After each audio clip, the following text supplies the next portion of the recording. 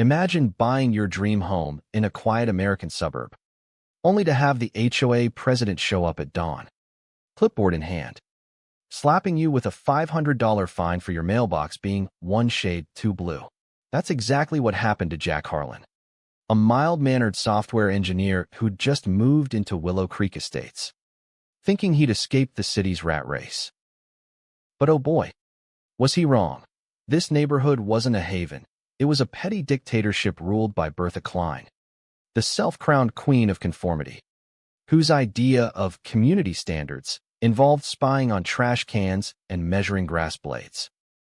Jack bit his tongue at first, watching Bertha waddle around the cul-de-sac like a bloated peacock, her triple chin quivering as she lectured neighbors on upholding property values. Whispers spread like wildfire. Jack was that shady new guy, probably hiding something because he kept to himself. Bertha fueled the gossip at her weekly HOA meetings, sipping decaf while painting him as a threat to their pristine paradise. "We can't have riff-raff disrupting our harmony," she'd coo, her voice laced with fake concern, all while finding folks for bird feeders that attracted unsavory wildlife. Jack heard the rumors, how he was evading taxes or running a secret business, but he smiled politely, noting every nosy glance from his window. Inside, he was piecing together the puzzle. Bertha wasn't just enforcing rules. She was using the HOA as a front to skim fees, forging documents to buy out problem homes cheap and flip them for profit. Things escalated when Bertha's enforcement squad, a couple of her burly nephews dressed in knockoff security vests, started patrolling Jack's yard at night. One evening, his power flickered off mid-dinner. "Must be a glitch," Jack muttered to his wife, Lisa, but he knew better. Peeking out, he spotted Bertha's minivan idling nearby, her silhouette barking orders into a phone. The next day, another fine arrived, $1,200 for unauthorized outdoor lighting from his porch bulb. "This is ridiculous," Lisa fumed. But Jack shushed her. Let her dig her own grave. Bertha cornered him at the community pool, her sweat-stained blouse clinging as she hissed, "Mr.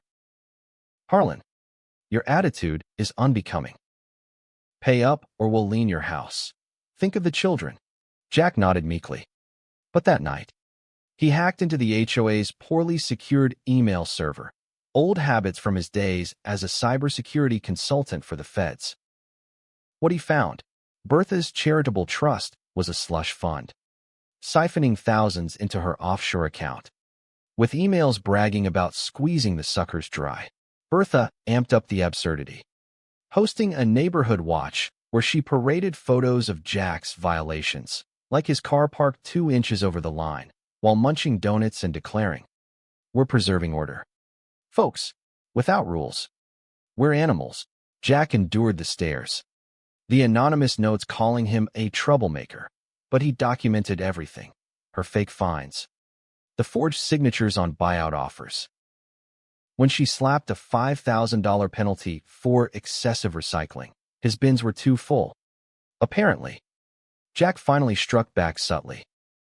He leaked anonymous tips to the local paper about HOA embezzlement, watching Bertha squirm at the next meeting. "These are baseless attacks from malcontents," she blustered, her face turning beet red, spittle flying as she defended her ethical leadership. But the cracks showed. Her nephews bungled a midnight inspection, tripping alarms Jack had set, leading to a hilarious chase where one slipped on his own flashlight. The climax hit when Bertha, panicking over the growing scrutiny, stormed Jack's porch with her goons, demanding he sell immediately. "You're poison here. Harlan, take the offer before we make your life hell," she snarled, her jowls shaking like jelly. Jack invited her in calmly, then played a recording of her emails aloud. Her eyes bulged as auditors, tipped off by Jack, barged in, seizing records. "This is entrapment," she wailed, flailing comically as handcuffs clicked.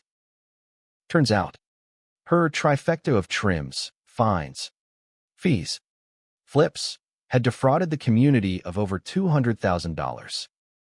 The nephews sang like canaries, exposing her lavish vacations funded by community dues. Bertha's empire crumbled in court, her moral high ground revealed as a swamp of greed. In the end, Willow Creek breathed free. No more measuring tapes or midnight patrols. Jack became the unlikely hero, hosting barbecues where neighbors toasted to real harmony. Bertha, rotting in a cell, probably fining her inmates for uneven bunks. But here's the kicker. Was Jack wrong for playing possum, letting the tyrant expose herself? Or should he have called her bluff from day one?